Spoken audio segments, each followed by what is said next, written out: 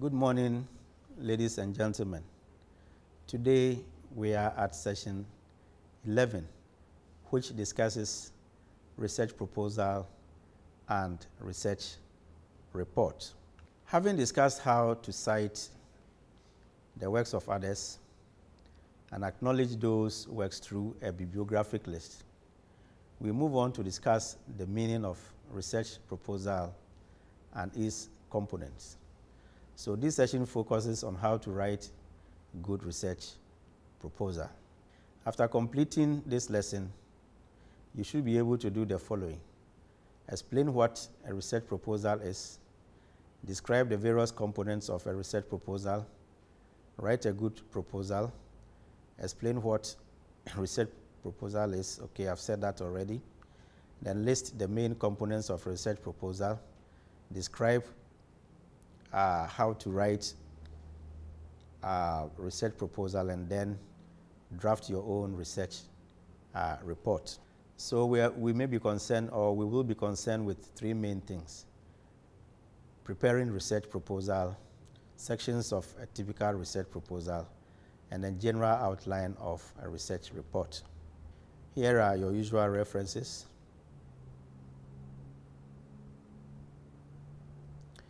Preparing a research proposal.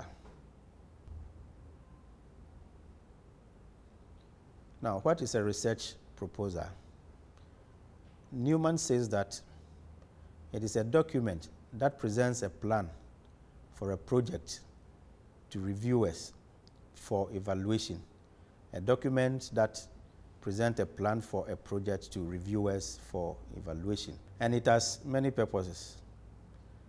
First, it is to ensure that the research is well designed to meet the requirements of the discipline. Research proposal should clearly and concisely communicate what is to be studied, why it is being studied, and then how the research will be conducted. We have many uses for research proposal. One, for making public presentations and receiving feedbacks. Two, for obtaining official clearance or approval from an appropriate university authorities for the project to proceed. So if you are embarking on any research project, you need to write a research proposal and gain clearance from the institution before you can proceed with your research. It is also to enable you to apply for research grants. Let's look at a few outlines of a research proposal. All or most of the following are typical of a research proposal. First, you have the title or the topic, the introduction, background to the research problem, and then the actual statement of the research problem, the purpose of the study, why you are conducting the study, and then your objectives, your questions, or your hypothesis. And then also you have the methodology, the significance of the study, your theoretical or conceptual framework that guides the conduct of the study or that underpins the study, and then the limitations of the study, and then the organization of the chapters and your references. In this session, we provide you with an example of a typical research proposal.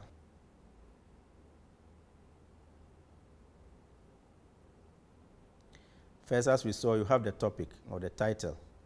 It must be concise and informative. It should capture the essence of what the project will be about and where it will be conducted. It is also sometimes useful to divide the statement of the topic into two parts. The first part can refer to the issue under investigation, and the second part can locate the study. Let us look at an example. Here are some examples of some topics. Absenteeism in the public sector, a case study of a hospital. You see, the statement is in two parts, or the topic is in two parts.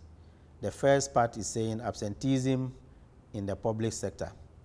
The second part is saying a case study of hospital workers. So the second part is actually situating where the research will be conducted. It's identifying where the research will be conducted. Job satisfaction among administrative staff at the University of Ghana. Well, this is just a single statement. It has no second part. Students' plagiarism at the University of Ghana. Industrialization, urbanization, and juvenile delinquency in Ghana. All these are, single statements which are not divided as the first one.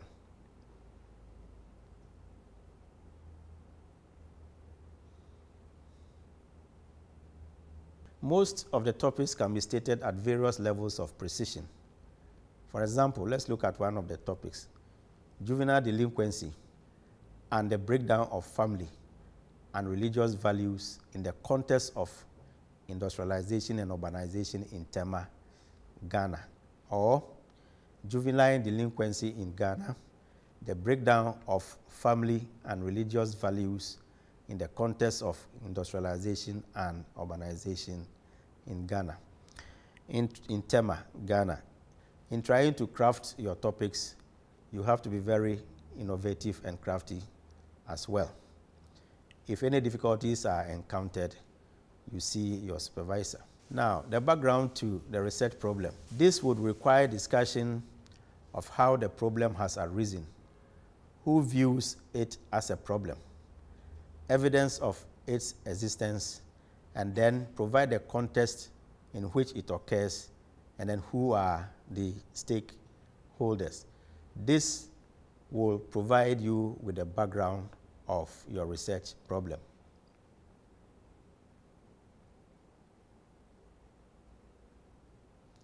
Then you move on to the purpose of the study.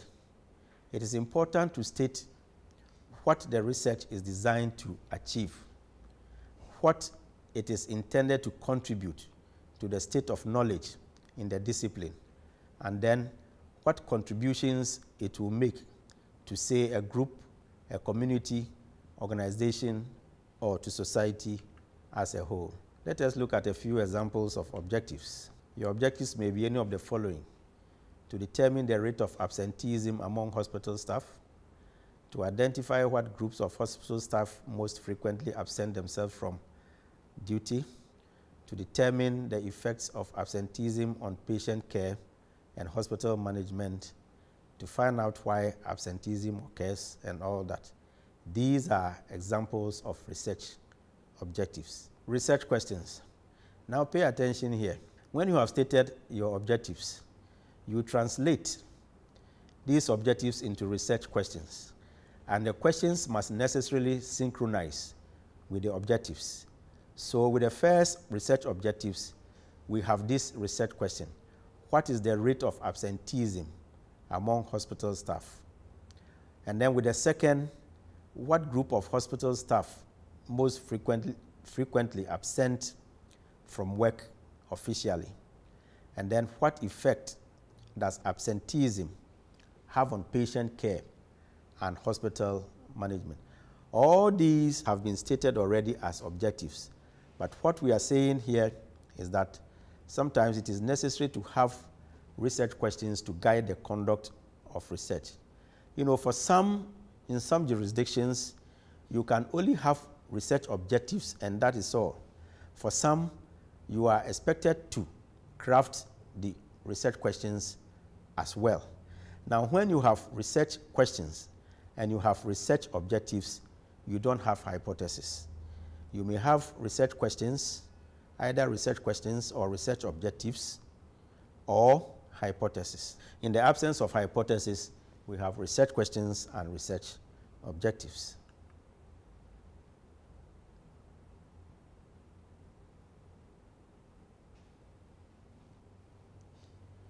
Then the next logical step is to how to design your research, how the research is going to proceed. Now, this is the overall plan for obtaining answers to the questions that are guiding the conduct of the research. And then the design must also specify the various types of research approach to be adopted. What kind of research procedures are you going to adopt? For instance, what kind of instruments are you going to use to collect your data, and then how you are going to analyze your data. take note that the type of instrument you use to collect your data will determine the way you are going to analyze your data.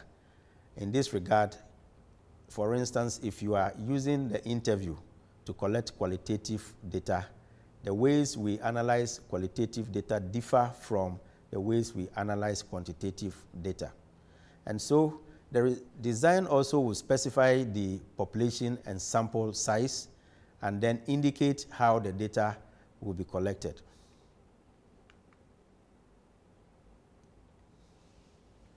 You may refer back to the session on research design for more detail.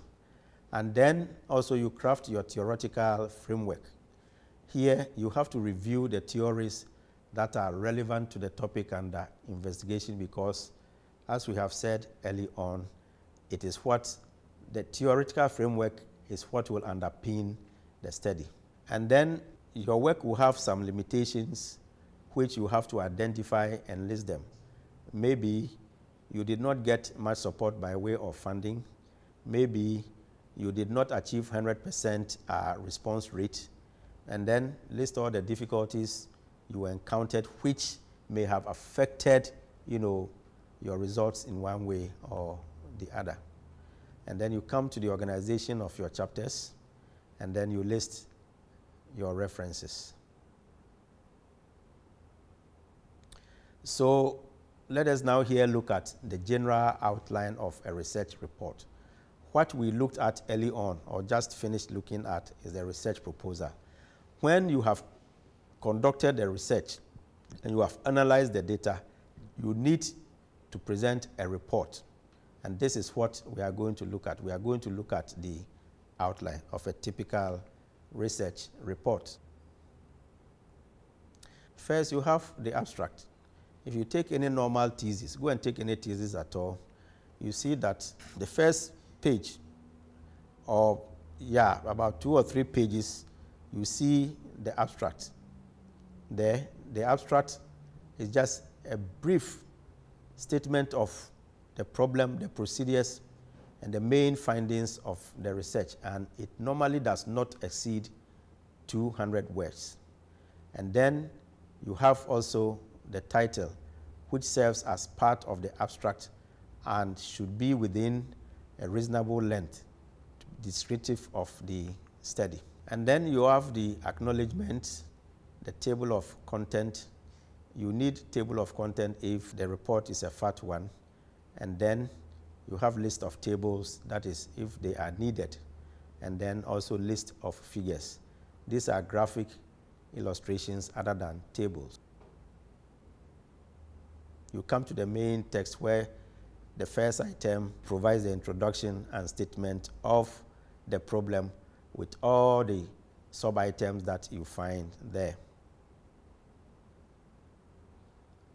And then you come to the section that also reviews your literature, and then the conceptual framework, and the section that also designs the study.